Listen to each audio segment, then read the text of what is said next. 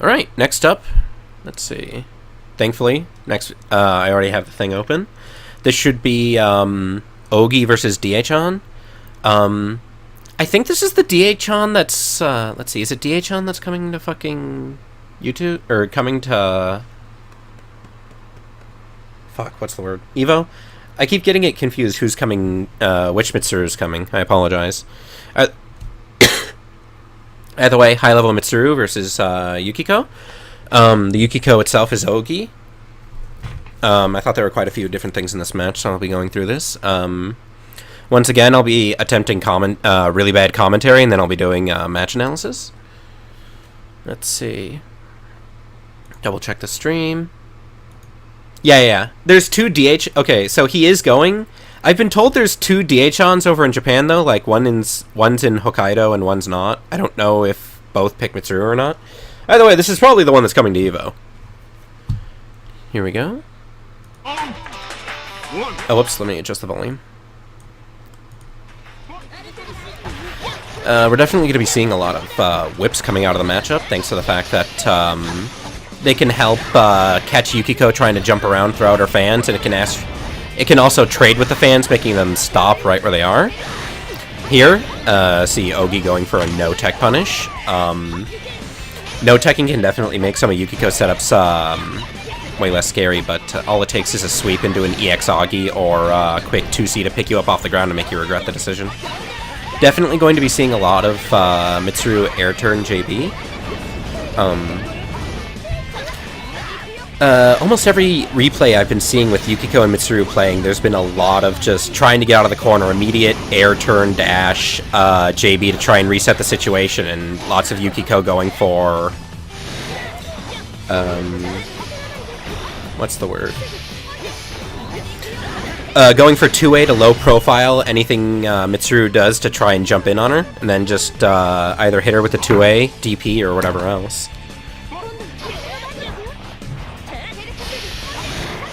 Right there, you actually see Oogi using JC to move his persona forward and get better pokes. Now he's just spamming the screen, making it harder for Mitsuru to get in at all times. I believe that... yeah, he already released the Oogi. Unfortunately, Oogi didn't start up fast enough, so he just gets dwa'd in. Gets a lucky rollout. And here, going for an instant overhead. Mitsuru actually has a pretty scary mix-up off a 2B. If you just rapid cancel and then do delay 2A or instant overhead, can be a good 50-50. I know Lord Knight runs it. And here, just doing his best to try and keep... trying to keep Mitsuru out so he gets a good chance at rolling or super jumping out. Manages to get out. Actually disrespecting the dwa, even though he can't punish it on block, since all of Yukiko's buttons are too slow.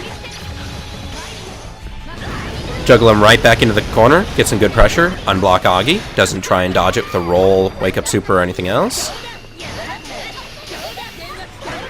And right there we actually see Oogi eating a JB because he tried to 2A under a dwa or a 5A. Really bad choice there.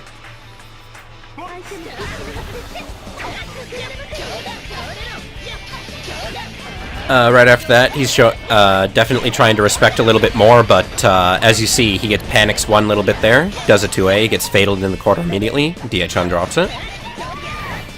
Or was it a burst? I apologize.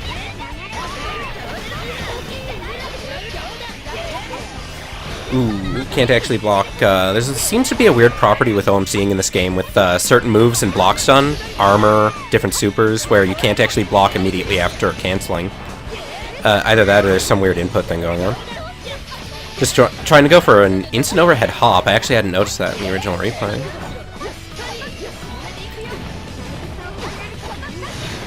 Here you're going to see a... Ooh. Never mind, I was thinking of Ho-chan's juggles.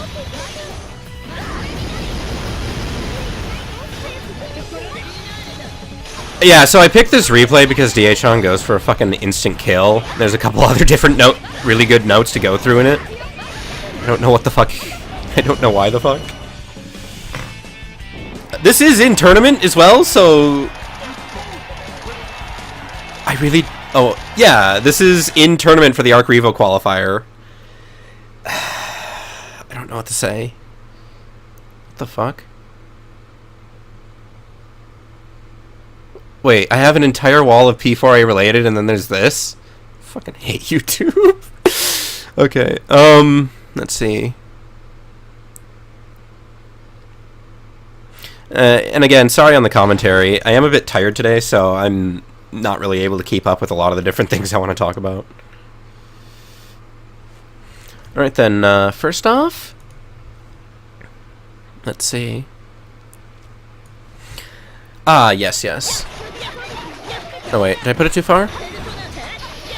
Okay, right there, he actually calls out Mitsuru on what she's doing right there. One way that a lot of Mitsurus like to end their block strings, depending on the character, just go straight into Marin Karen. It's a pretty quick cancel, and thanks to the block string she does, it's pretty scary to guess against what she's doing, since most of your retaliations against it, you know, either you're going to be able to punish the 2C, CH her and get a combo, or you're going to get 5 fataled and take up something like 5k damage. Thankfully, however, Yukiko's 5A is pretty great for this, even though 10 frames is normally a pain in the butt. Most of Mitsuru's cancels are around -13, so he's able to just cleanly call it out. IB gets a clean 5A, knocks him right into the corner afterwards as well. Very good call out. And then, once more, just rolling against Yukiko is never a good idea. DHon actually sees this Miragi, thinks best plan would be to roll through it, try and counterpunish, get some pressure going.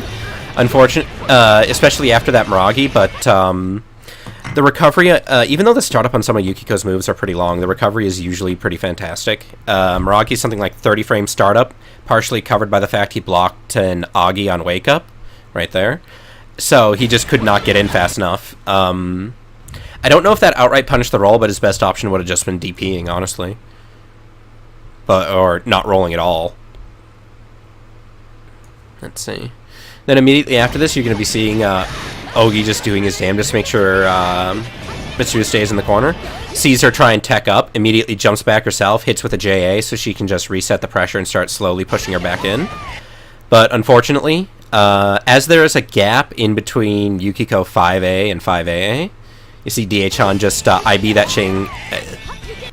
thing and just immediately DP through it. Next thing, and a little note, how to know what Yukiko confirms not to get hit by. Let's see, I think he drops this? Nah, he gets bursted. Here we go. We're actually going to see him get CH by a Miragi here. It's pretty much the last thing you want to do versus Yukiko, as while her combos can be lacking at times, juggles are quite scary from her, and in the corner is even worse. I believe we're going to see an easy 4K out of this, using EX Oogi to juggle. He gets a little drop, but I believe this is a legit combo.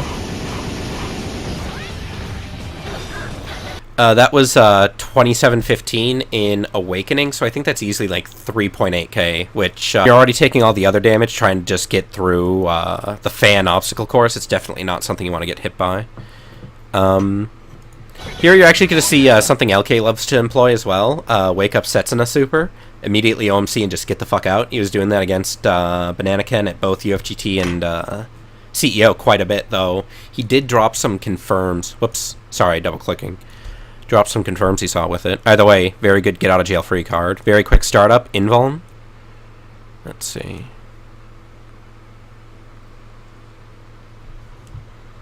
And then next, round 26. Yeah, we're actually going to see some good full-screen pressure here. Important little note here, first off. Obviously, he goes for the EX Miragi to get 2 unblockable Augis. Get a nice little combo here to finish off the round, but... if you'll an important note here is you can, while the startup of EX Oogi is much longer than Yukiko's normal Oogi, you're gonna if you see people use it in block strings, they're gonna be able to use their persona afterwards because the recovery is a lot better. As you see, you'll knock up, set it up, do a 5C, I believe.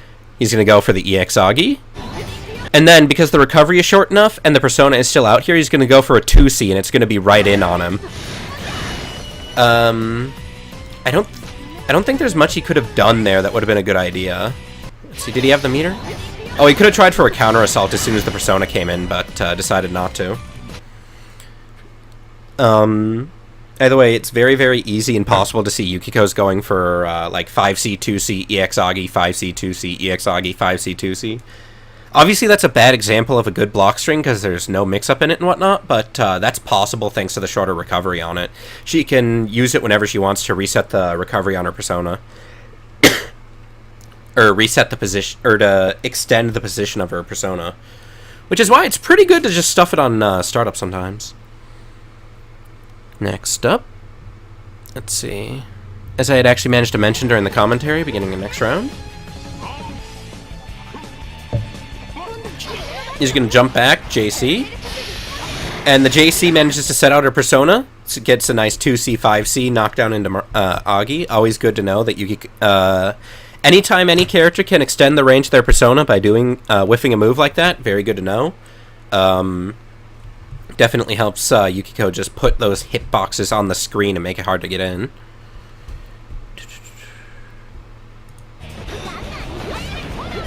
And then right up here, as I said, he's just doing a fantastic job of just spamming the screen, holding in. Goes for a block string. Goes 5AA 2B in order to make it as tight of a block string as possible. Is it better to watch Yukiko or the persona? Honestly, I'd say either. In the exact position that he was in, Yukiko is probably the better example because since he was in Firebreak, you will be able to see the little exclamation point pop-up button and then just mash 5A to try and beat it. However,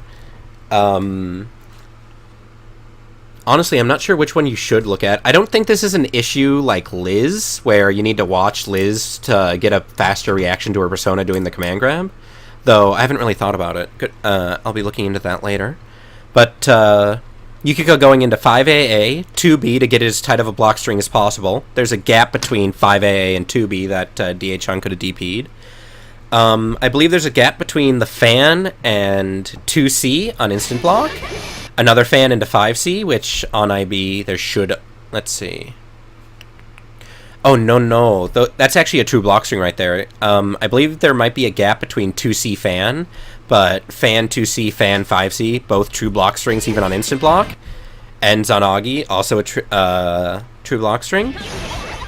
And unfortunately, all that block string work right there, it just gets dwad in. Let's see. And it's actually pretty important to note here. Ends his combo on Dwa.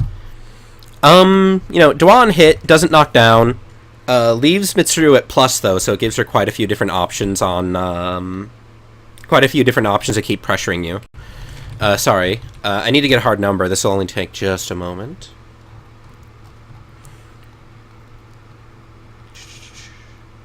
Okay, Dwa. Yeah, Dwa, depending on the spacing that she hits it at, it's always going to end up being either neutral or +1, maybe +2 on hit. So, on that note, whenever you get hit by it, if she gets it at a really fantastic spacing, she's just going to be able to 5A, Yeah, I'm sorry. If she combos into it, period, if she hits 5A, it'll be able to catch your jump, dash up throw. A lot of 5As are going to be able to beat that. It's just good to know your options in general, since it's just a little bit plus. It's not good to just let Mitsuru's go away with it, or just try and blindly DP hoping they're hitting something. It's depending on character by character basis, it's different what you're going to be able to do. Just know that her 7-frame 5A basically becomes 7, potentially even 6-frame whenever she combos into Dwa. And so mashing out can be a bad idea, and if they know you're going to mash out, they're just going to go for the 4B. Just a little bit of basic Mitsuru mix-up, since not everyone might be ready to deal with it, since it's not a hard knockdown. You don't get a tech to think about it. Let's see. Let's see, in just about 5 seconds, going to see a DP bait.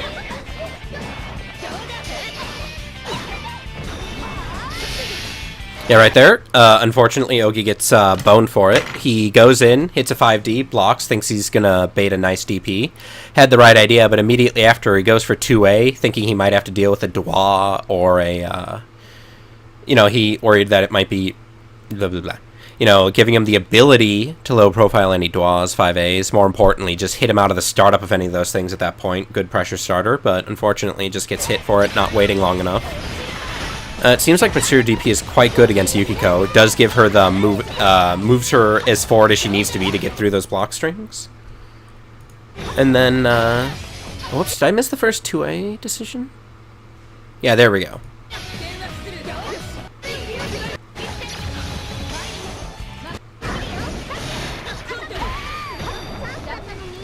Right here, let's see, we're going to have him be put into block pressure. Goes into 5B, 2C, needs to 5A in order to punish that, but, let's see here. What exactly could he have reacted to, potentially? As soon as he got out of block stun, as soon as he hit out a block stun, he hit a 2A, hoping he might catch a 5A, hit him 5A, whatever else, low profile under something, maybe get a CH, but unfortunately, since DHon knows that that could be a possibility, he just immediately goes for jump B, gets a nice CH, takes the round. This is also significant because, as we see the next round, it's not going to take long for DHon to get in. Just starts pressuring, doing all this safe pressure. You'll notice that Oogi's respecting a lot more, trying not to hit buttons. But then he gets hit by JB, gets a little freaked out, starts hitting 2A to see what'll happen, and then gets fatal countered, needs to burst. So, right there, trying to dodge. I just think it's important to highlight these little decisions. The fact that he got startled there. Like, it's very clear that he had a good idea in his head, wanted to respect, and then when he gets hit by an instant overhead, just wants to try and get out of something.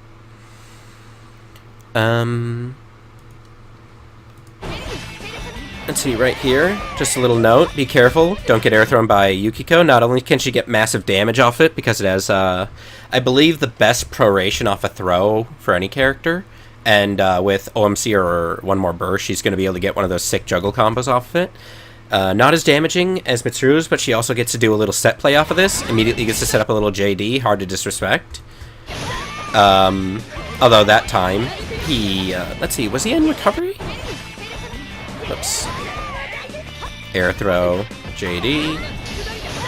Right there, yeah, no CH. He was just trying, he was starting to go in and pressure afterwards, but DHon just called him out once again.